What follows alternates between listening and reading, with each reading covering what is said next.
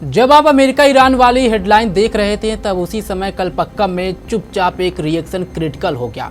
ये खतरे वाला क्रिटिकल नहीं है, बल्कि ये वो लम्हा है जब भारत ने अपने न्यूक्लियर भविष्य का दूसरा दरवाजा खोला।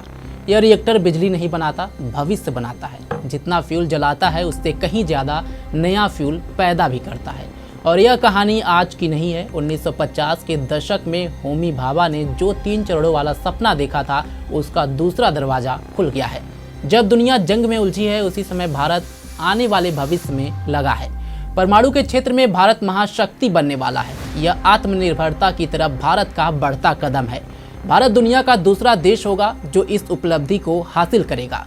जापान, चीन, यहाँ तक खुद को सुपर पावर कहने वाला अमेरिका भी अब तक एक कारनामा नहीं कर पाया है। ऐसे में आपके मन में कई सवाल होंगे कि इस परमाणु परीक्षण से भारत को क्या फायदा होगा और परमाणु ऊर्जा में भारत कैसे महाशक्ति बनेगा। नमस्कार, स्वागत है आप सभी का। मैं हूं सत्येंद्र शर्मा, आप देख रहे हैं पंजाब केसरी। भारत ने सबसे उन्नत परमाणु reactor prototype fast breeder reactor यानी कि PEBR के जरिए एक ऐसा मुकाम हासिल किया है जो परमाणु ऊर्जा के क्षेत्र में भारत की आत्मनिर्भरता के लिए मील का पत्थर साबित होगा। तमिलनाडु के कलपक्कम स्थित PEBR रिएक्टर ने क्रिटिकलिटी के उस स्टेज को छू लिया है। भारत अब परमाणु ऊर्जा मामले में ईंधन के लिए दूसरे देशों पर मोहताज नहीं रहेगा।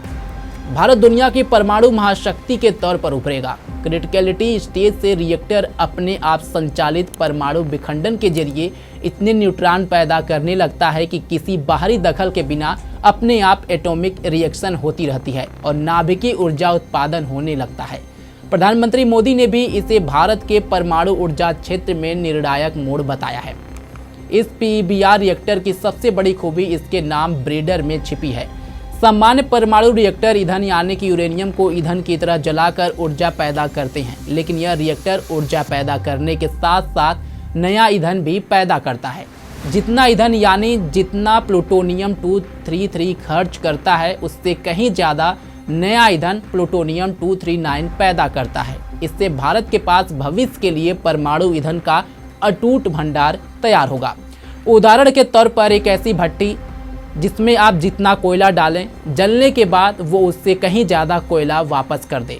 सुनने में किसी जादुई कहानी जैसा लगता है, लेकिन भारत के वैज्ञानिकों ने तमिलनाडु के कलपक्कम में इस जादू को हकीकत में बदल दिया है। भारत का परमाणु कार्यक्रम 3 चरणों का है, जिसे एटमी प्रोग्राम के जनक डॉक्टर होमी जहांगीर भाभा ने डिजाइन किया था। पहला चरण उन PHWR रिएक्टरों का है जो अभी संचालित है। Fast breeder reactor Kalpakkam Bharat के एटमी कार्यक्रम के दूसरे चरण में एंट्री की मुहर है।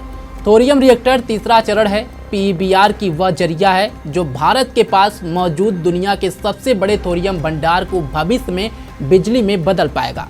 भारत के पास यूरेनियम की कमी है और हमें इसके लिए रूस, कजाकिस्तान या ऑस्ट्रेलिया जैसे देशों पर निर्भर रहना पड़ता है। भारत के पास दुनिया का लगभग 25% थोरियम भंडार है। PEBR इस थोरियम का उपयोग करने की कुंजी है।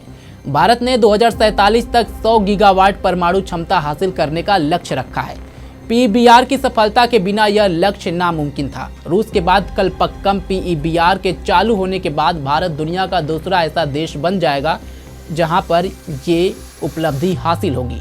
उसके बाद कमर्शियल फास्ट ब्रीडर रिएक्टर है। रूस के बाद कलपक्कम PEBR के चालू होने के बाद भारत दुनिया का दूसरा ऐसा देश बन जाएगा। उसके पास कमर्शियल फास्ट ब्रीडर रिएक्टर है। अमेरिका, फ्रांस और जापान जैसे देश भी भारत से पीछे हैं और उन्होंने अपने प्रोजेक्ट बीच में ही रोक दिए। ये रिएक्टर स्वदेशी तकनीक से पूर्णतया भारत में भारतीय नाभिकीय विद्युत निगम लिमिटेड यानी कि BHAVINI द्वारा डिजाइन और निर्मित है। इसमें 200 से अधिक भारतीय लघु उद्योगों का योगदान है। 500 मेगावाट क्षमता वाला यह रिएक्टर भारत के नेट जीरो 2070 लक्ष्य को पूरा करने में मदद करेगा। इससे 24 घंटे बिजली मिलेगी जो सोलर या विंड एनर्जी से भी नहीं मिलता है। ऐसे में अब आगे चल के तीसरे चरण पर सबकी निगाहें हैं और अगर तीसरा चरण सफलतापूर्वक संपन्न होगा तो दुनिया के लिए, खासकर भारत के लिए एक बहुत बड़ी खबर होगी और दुनिया में भारत परमाणु महाशक्ति के रूप में उभर पाएगा। फिलहाल अभी के लिए बस इतना ही। देश दुनिया की तमाम खबरों के लिए जुड़े रहें हमारे साथ और देखते रहें पंजाब केसरी। धन्यवाद।